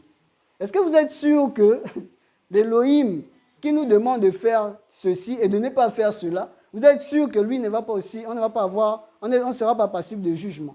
Lui-même qui dit que la nature nous enseigne. Ils étaient là, le papa était là, il me regardait. Le jeune homme, je réalisais que le jeune homme, en fait, était en train de comprendre. Mais lui, le papa, bon, il était un peu dans sa bulle. Et après, au fur et à mesure, ils vont comprendre que, ah non, lui là, c'est même pas la peine qu'on insiste, quoi. Ils vont partir. Mais au moins, le message est passé. Que si vous êtes dans la fraude, dans le péché, vous serez passible de jugement. Croyez à ce que vous voulez croire, mais moi, je vous ai dit la vérité. Est-ce qu'on voit l'importance de parler de la séduction par rapport aux fausses doctrines? Ici, on nous dit que, or, je dis cela afin que personne ne vous trompe par des discours persuasifs conduisant les autres à l'erreur. Les discours persuasifs qui viennent nous persuader à nous éloigner du Seigneur, ça nous conduit à l'erreur. Et on doit veiller, mes frères, on doit veiller, sœurs. Parce que la séduction, effectivement, elle est subtile. Je vous ai raconté la dernière fois cette histoire de ces 3 hommes qui sont venus présenter, soi-disant, l'évangile. Au départ, ils vont nous présenter l'évangile qu'on prêche. Hein. L'église, ce n'est pas un bâtiment, tout ça. Vous voyez, la subtilité des fausses doctrines. Ils viennent avec des choses qui paraissent, voilà, qui sont vraiment attirantes, vraies, bonnes. Et c'est ce que le serpent a fait. Voilà. Il a suscité en Ève cette convoitise-là pour montrer. Voilà. Et on a vu la dernière fois que le serpent va dire quelque chose de vrai, que vous serez nus. Est-ce qu'ils n'ont pas réalisé qu'ils étaient nus? Voilà. Et le Seigneur va même dire, qui vous a dit que vous êtes nus? C'était quelque chose qui était fondé, ce qu'il a dit. Mais le reste, là, est-ce que c'était fondé? Ce n'est pas vrai. Ouais. Il dit une forme de vérité, alors qu'au fond, c'est pour nous entraîner dans l'égarement. Voilà. Donc, derrière cette forme de vérité, il y a le mensonge. Et c'est ce que ces hommes-là avaient fait. Ils nous ont présenté le bâtiment, la dîme n'est plus d'actualité, tout ça là, c'est les libéralités. Mais on est là, on est émerveillés. Ça, ce sont des frères certainement. Voilà. Donc, il y a même des frères ici, on ne sait même pas. Mais par la suite, ils vont nous dire, Yeshua n'est pas Elohim. Yeshua est le Fils. Il est le Fils. Il est le Fils. Il n'est pas Elohim. Comment ça? Vous commencez bien. Après, c'est pour venir dire ça. Mais tu as déjà écouté les bonnes choses là. Ça t'a attiré, la séduction. Et là, si tu ne veilles pas, tu vas dire, mais effectivement, Yeshua ne peut mourir. Parce que tu es déjà envoûté chez lui. Et je nous assure que ce jour-là, on était tous troublés. Voilà. Que ce soit les gens qui étaient là depuis quand même certaines années, que ce soit même les mamans qu'on a trouvés, beaucoup étaient, jusqu'à ce qu'une maman dise que ce qu'ils disent, c'est la vérité. Donc, ce n'est pas un amusement, en fait. Voilà. La maman va dire ce qu'ils disent, c'est la vérité. Ce qu'ils lisent là, c'est dans la parole. Ils n'ont pas pris ça ailleurs. Ce n'est pas parce que c'est dans la parole que c'est ce qu'ils disent, c'est la vérité. La vérité, c'est la parole. Ce n'est pas l'interprétation qu'eux, ils font. Voilà. Parce qu'ils peuvent faire une interprétation à leur gré, à leur guise, mais ça n'a rien à voir avec la parole, avec l'inspiration du Saint-Esprit. Voilà. Donc c'est ce qu'ils avaient fait. La maman va être séduite et je bénis le Seigneur qu'elle n'est pas partie. Le Seigneur n'a pas permis qu'il se rencontre avec elle pour l'achever, en fait. Je vais dire ça comme ça. C'est ça, hein? Ça devait être compliqué.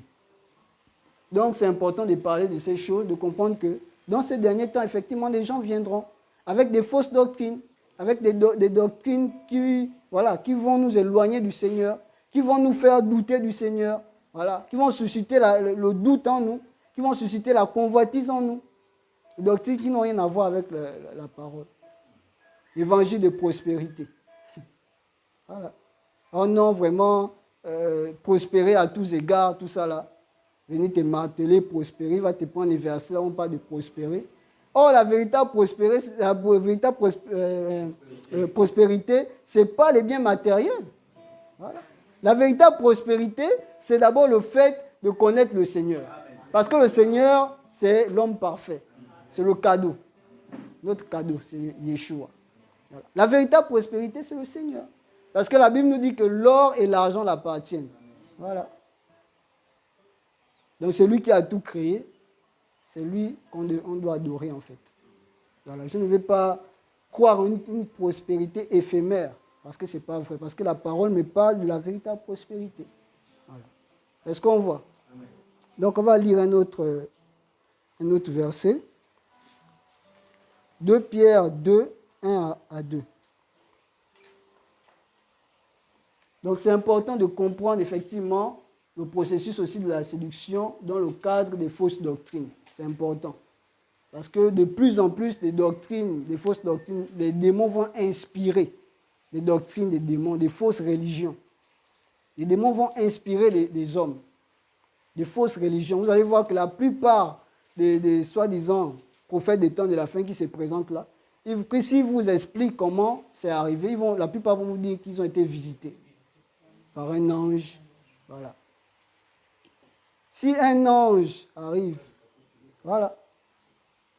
Je pense même voilà. Un ange m'a visité, effectivement. Mahomet aussi.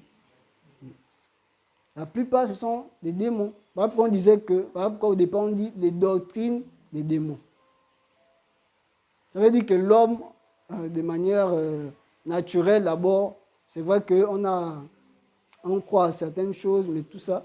Mais ce qui concerne la doctrine, c'est d'abord inspiré, voilà, de quelque chose. Voilà.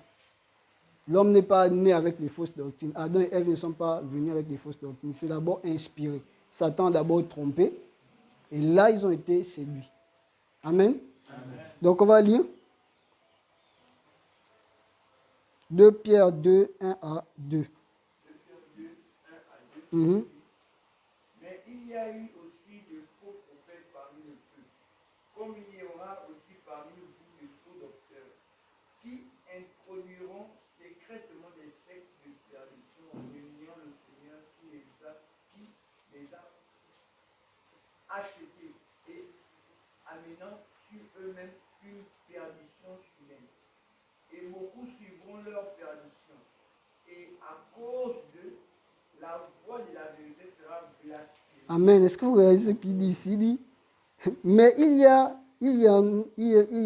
eu aussi de faux prophètes parmi le peuple, comme il y en aura parmi vous de faux docteurs qui introduiront secrètement des sectes de perdition, régnant le Seigneur qui les a achetés et amenant sur eux-mêmes une perdition soudaine.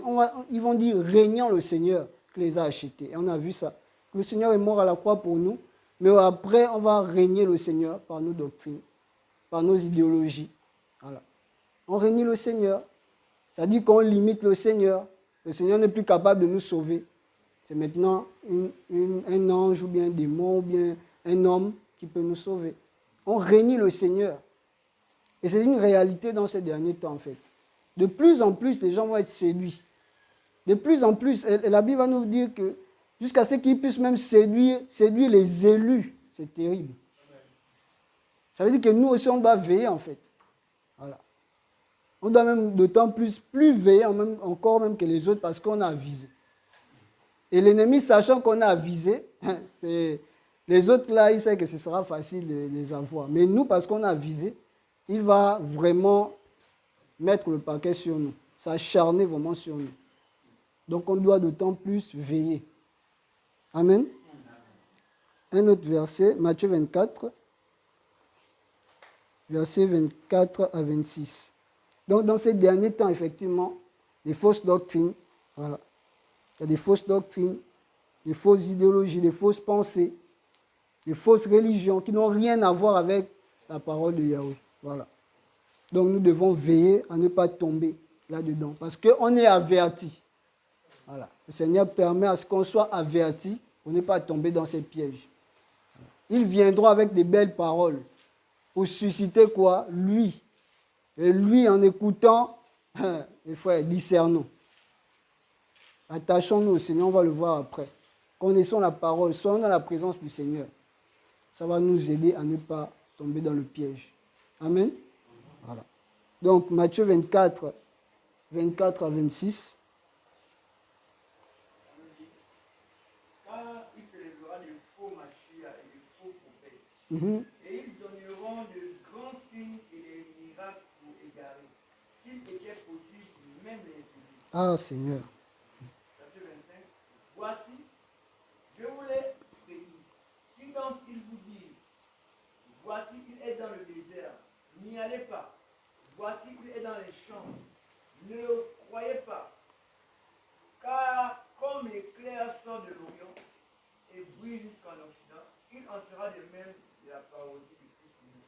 Amen. Car là où est le cadavre, là se rassembleront les aigles. Car des faux Mashiach et des faux prophètes se réveilleront. Donc, si on parle de réveiller, ça veut dire qu'à un moment, ils étaient endormis. Si on parle de se réveiller dans les derniers temps, ça veut dire que c'est terrible. Hein? On dit plusieurs se réveilleront, ça veut dire qu'ils étaient d'abord endormis.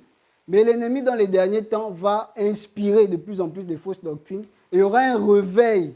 De la même manière qu'on parle du réveil de la foi, par rapport à la foi en Mashiach, il y a aussi le réveil des faux prophètes. Voilà. Parce que le but, en fait, de ces fausses doctrines, c'est de nous ramener où? Dans le sommeil. Voilà. Nous ramener dans le sommeil, voilà, dans l'erreur. Nous qui sommes réveillés, on doit veiller parce qu'il y a d'autres réveillés aussi. Il y a d'autres réveillés qui sont là.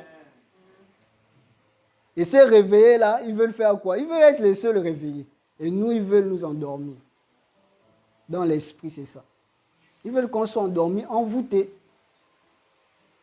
Voilà. Donc, on nous dit, il y aura ces réveillés-là, effectivement.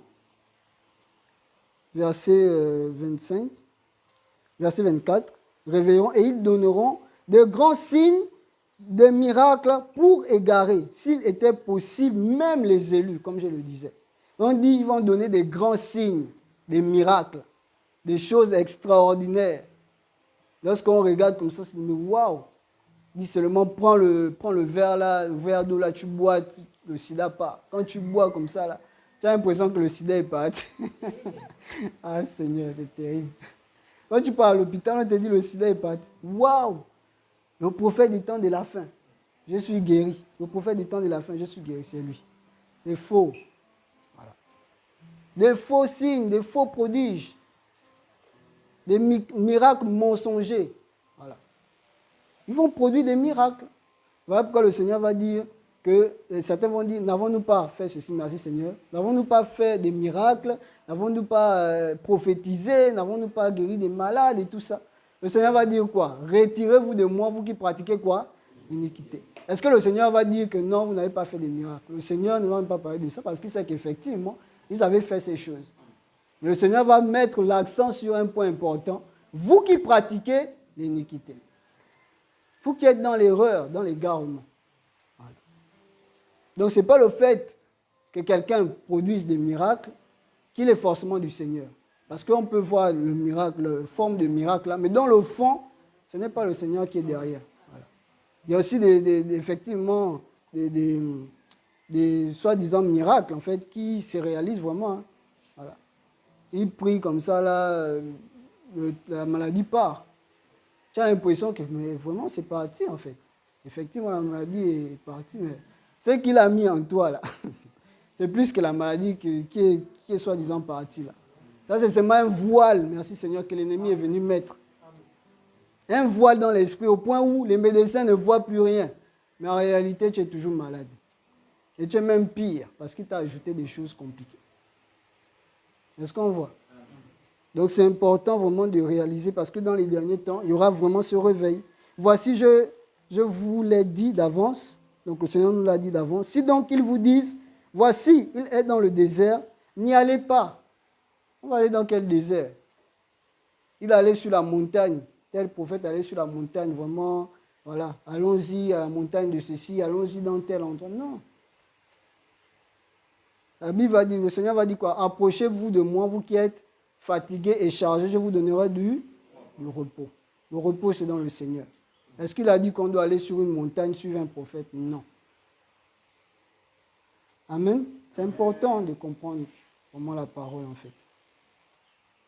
Mais malheureusement, beaucoup sont séduits, beaucoup ne veillent pas, beaucoup ne réalisent pas qu'il y a effectivement un réveil des faux prophètes, il y a un réveil des fausses doctrines, et beaucoup sont endormis, beaucoup ne sont pas éveillés en fait.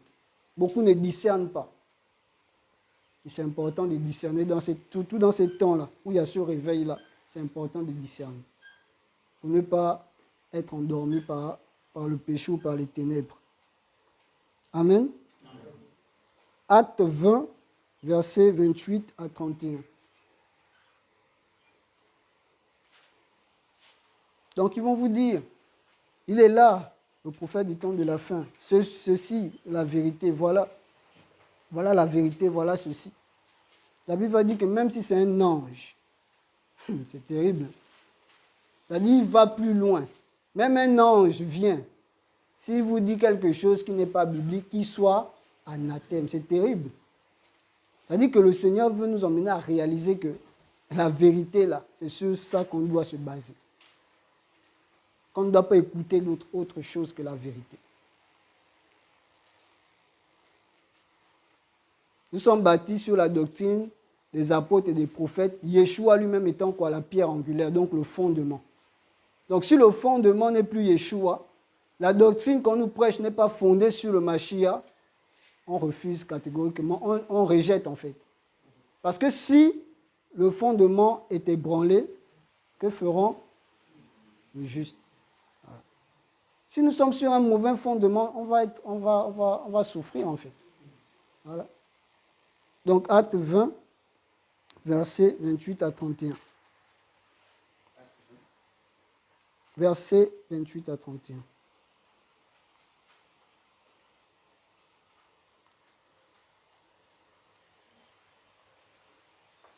Acte 20, versets 28 à 31. Prenez donc garde à vous-même et à tout le troupeau parmi lequel le Saint-Esprit vous a établi surveillant, pour paître l'assemblée d'Élohim qu'il a acquise au moyen de son sang, de son propre sang. Car je sais ceci, qu'après mon départ, il entrera parmi vous des loups impitoyables, qui n'épargneront pas le troupeau, et que d'entre vous-mêmes s'élèveront des hommes qui diront des choses perverties pour entraîner les disciples après eux. C'est pourquoi, veillez, vous souvenant que durant l'espace de 3 ans, je n'ai cessé nuit et jour d'avertir chacun de vous avec larmes. Amen. On va terminer sur ce point par ce verset, ce passage. Donc, prenez donc garde à vous-même et à tout le troupeau parmi lequel le Saint-Esprit vous a établi surveillant, effectivement, pour paître l'assemblée d'Élohim qu'il a acquise au moyen de son propre sang. Donc le Seigneur est mort à la croix, il a payé le prix, voilà, par l'œuvre de la croix, et que d'entre vous-mêmes s'élèveront des hommes qui diront des choses perverties pour entraîner les disciples après eux. Il dit d'entre vous-mêmes. D'entre vous-mêmes, ça veut dire quoi? Au milieu de nous. Donc, les frères, soyons vigilants. D'entre nous-mêmes, donc ça veut dire là où on est là, quelqu'un va se lever, il va venir dans les coulisses te voir, il va te souffler des paroles. Toi, tu vas écouter, tu ne discernes pas pour l'arrêter, pour dire non, ce que tu dis là, c'est pas bon. Tu ne fais qu'écouter, écouter. Et ça suscite des choses en toi, ça suscite la convoitise, la séduction. Et tu finis par suivre cette personne. Il va commencer, c'est terrible, la personne va commencer à vraiment, on me fait du mal, voilà, je suis vraiment combattu, tout ça là, tel est jaloux de moi, tel me fait du mal, vraiment, la calomnie. Et toi, tu vas écouter tout le temps ces choses. Après, quand la personne va dire non, vraiment, je me retire, on me fait tellement du mal. Toi aussi, tu vas dire, ah, vraiment, ce qu'il m'avait dit là, effectivement, moi aussi je suis. Et ces personnes qui étaient au milieu de nous, la Bible nous dit qu'ils vont nous traiter déjà d'impies en fait. Voilà. Ils vont nous voir comme des impies, alors qu'ils étaient au milieu de nous. Voilà. Donc ça veut dire qu'on doit d'autant plus veiller parce que le danger n'est pas seulement dehors. À l'intérieur aussi, il peut y avoir le danger. La Bible nous parle de la parabole du blé et de l'ivraie. Et c'est important qu'on comprenne ça parce que si on ne réalise pas que le danger, ce n'est pas soupçonner le mal, hein, si on ne réalise pas que le danger peut venir aussi de l'intérieur, l'ennemi peut susciter aussi des gens de l'intérieur pour vous égarer. C'est-à-dire des personnes qui sont séduites elles-mêmes, comme on disait au départ, parce que ne peut séduire que celui qui est séduit. Voilà. Des personnes qui sont au départ séduites, qui ne veillent pas, et cette personne va vouloir t'entraîner avec elle. Que Yahweh nous aide. T'entraîner avec elle dans l'égarement. La personne va tellement mettre des émotions dans la manière de te parler que, en fait, tellement on est naïf, souvent nous les chrétiens, on ne discerne plus parce que c'est un frère, parce que c'est une sœur. Voilà, la personne va même pleurer, là, elle va tellement mettre des émotions. La séduction, c'est terrible. Et nous, ne veillons pas, on va écouter. Te voilà, toi qui étais tranquille dans la présence du Seigneur, en train de prier, de méditer, d'être vraiment dans une belle atmosphère avec le Seigneur, pollué. Ah, vraiment, c'est vrai. Hein? Ouais, vraiment, c'est que tel frère t'a fait, vraiment, c'est pas bien. Il est méchant. Mais quand le Seigneur regarde dans le fond, ce n'est pas le frère qui est méchant. Je vais nous dire quelque chose d'important. Un frère peut te causer du tort ou bien agir mal à ton égard, mais ça ne veut pas dire que c'est une mauvaise personne. Parce que nous tous, on a des défauts. Nous tous, on peut agir d'une certaine manière à un certain moment, mais l'important, c'est quoi? C'est la motivation du cœur. C'est ce que le Seigneur regarde d'abord.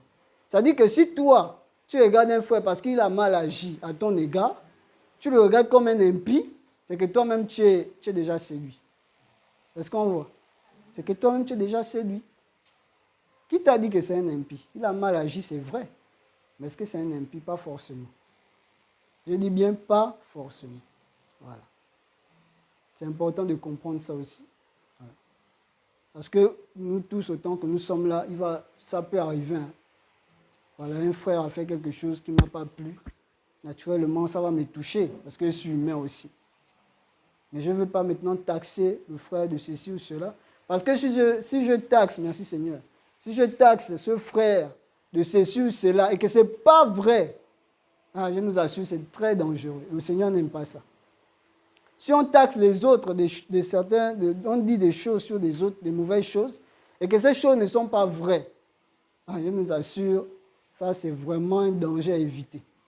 Je préfère, même si la personne agit mal, je préfère prier, interpeller la personne, que de dire que la personne est comme ça, sans vraiment les preuves en fait. Voilà. Parce que si tu dis quelque chose contre un frère, une âme du Seigneur, ah c'est terrible, une âme du Seigneur, le Seigneur est mort à la croix pour cette âme. Tu dis un certain nombre de choses sur cette personne et que ces choses ne sont pas vraies, ne sont pas avérées, parce que tu es déjà séduit, tu vas t'égarer en fait. C'est-à-dire la finalité pour toi, en ce moment-là, ce n'est pas le ciel. Parce que pourtant, toi, tu te dis, non, la personne m'a fait du mal, vraiment, la personne se comporte un peu bizarre. Donc, c'est moi qui ai raison. On va le voir par la suite. Donc, ce que j'ai dit, c'est forcément vrai parce que la personne se comporte bizarrement. Reste sur l'acte que la personne a posé. L'acte que tu as posé n'est pas bon. Ne va pas loin. Parce que si tu pars plus loin et que ce n'est pas vrai, le Seigneur va te demander des comptes. Parce que ça peut blesser aussi la personne, ça peut détruire la personne. Le Seigneur va te demander des comptes par rapport aux paroles que tu auras prononcées. Je ne sais pas pourquoi je parle de ça, mais je parle quand même. Voilà. Je parle quand même parce que je me dis certainement le Seigneur a envie de nous parler. Et voilà. Donc veillons par rapport à ça. Les gens vont se comporter d'une certaine manière. Les gens vont agir d'une certaine manière. Mais nous veillons vraiment à ce que nous disons, aux paroles que nous prononçons. La Bible va dire que notre bouche sorte quoi? Les bénédictions et non la malédiction. Que nos bouches sortent la bénédiction. Quelqu'un m'a fait du mal. Le Seigneur dit de bénir, mais moi je calomnie. Est-ce qu'on est sur la lignée de la parole? Non. Le Seigneur dit de bénir cette personne qui m'a fait du mal, qui m'a blessé. C'est vrai, ça fait mal. La blessure est profonde. Ça t'a vraiment fait mal parce que tu t'es dit, mais ça c'est un frère que je considérais, c'est une soeur que je considérais. Mais comment la personne a pu me faire du mal comme ça? Les hommes peuvent se tromper. Je dis bien, la personne n'est pas forcément impie, n'est pas forcément du diable. Et ton comportement vis-à-vis de cette personne, ou bien ta manière de marcher, peut sortir carrément du cadre de la parole. Et toi-même, tu ne te rends plus compte. Séduction. Amen. Amen. Donc, on va continuer la lecture. Donc, ça, c'était pour expliquer davantage certaines choses. Car, j'étais au quelques versets. Car je sais ceci, qu'après mon départ, il entrera parmi vous de loups impitoyables qui n'épargneront pas le troupeau. On dit, parmi vous, il entrera des loups impitoyables qui n'épargneront pas le troupeau. C'est pourquoi veillez, vous souvenant que durant l'espace de 3 ans, j'ai cessé nuit et jour d'avertir chacun de vous avec larmes. C'est terrible. C'est-à-dire que le Seigneur a pleuré même pour avertir les disciples, pour avertir les hommes. Oui, Paulos plutôt, désolé. Donc Paulos va avertir avec larmes. Je nous en supplie, écoutons la parole. Je nous en supplie, restons sur la parole. Je nous en supplie, ne nous laissons pas séduire. Avec larmes, pour ne pas que vous tombiez dans la séduction. Veillez. Amen. On va voir le dernier point. Donc, le petit b. Donc, on va voir maintenant les fausses doctrines par rapport aux traditions des hommes. Voilà. Ah, désolé, il est 12h07. Est-ce que l'Église permet à ce qu'on termine ou bien on terminera le dimanche prochain?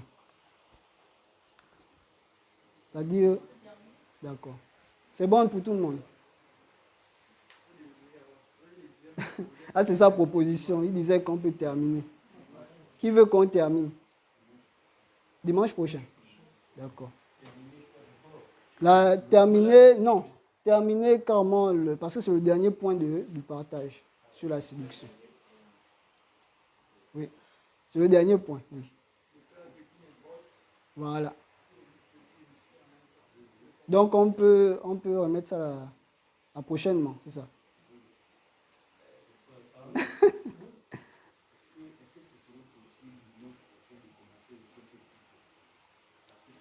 Non, il n'y a pas de souci, oui. Oui, merci pour la proposition. D'accord. Donc, qui sont ceux qui veulent qu'on continue dimanche prochain? La majorité, non? Voilà. Gloire au Seigneur. Donc, on a vu le processus de la séduction en ce qui concerne les fausses doctrines. Voilà, on a compris que les fausses doctrines sont liées non seulement, on va dire ça comment, aux fausses religions, mais aussi il y a des doctrines qui sont liées, ce qu'on va voir la semaine prochaine par la grâce du Seigneur, des doctrines qui sont liées aussi aux traditions des hommes. Et quand on parle des traditions des hommes, il ne faut pas seulement voir les masques qui dansent là, hein? Ce n'est pas seulement ça. On va le voir en fait. Parce qu'il y a beaucoup de comportements qu'on adopte dans le milieu chrétien qui n'ont rien à voir avec la parole en fait. Et c'est tellement subtil que pour nous, on ne se rend pas compte. C'est la séduction. Tout ça, c'est la séduction. Voilà. Je prenais déjà un point important là, que le Seigneur me permettait de parler, par rapport à cette attitude qu'on a souvent. Quand quelqu'un nous fait quelque chose, voilà, on n'obéit plus à la parole. On est maintenant comme dans la vengeance. Voilà. On est maintenant dans la vengeance. On ne se comporte plus comme étant des disciples du Seigneur. Et ça, ce n'est pas bien. Voilà. C'est pour nous tous, vraiment veillons par rapport à ça. Parce que même si tu te dis non, moi je fuis, je vais aller en Inde, tu vas trouver en Inde là-bas les mêmes personnes, les mêmes êtres humains avec les mêmes comportements. Voilà. Donc tu vas taxer tout le monde donc d'impie parce que nous tous on a des défauts. Voilà. Donc si tu dis que tel frère est impie parce qu'il t'a causé du tort, alors que ce n'est pas vrai, ça veut dire que nous tous, tu nous taxes d'impie. Parce que nous tous, tôt ou tard, sans le vouloir, hein, je dis bien, hein, sans le vouloir, on va peut-être commettre quelque chose qui va t'offenser. Voilà. L'attitude, la démarche à avoir, c'est quoi? C'est que la parole dit. Même si aujourd'hui un frère, même si quelqu'un qui a le nom de frère, venait à t'insulter, te calomnier, te faire du mal, parce qu'il y a aussi des personnes qui sont effectivement des enfants du malin, ou bien du mal en fait. Voilà. De l'ivraie. On dit même quelqu'un qui est de l'ivraie, le Seigneur dit de bénir. Même ton ennemi, le Seigneur dit de bénir. Mais combien a plus forte raison un frère qui n'a fait qu'une erreur?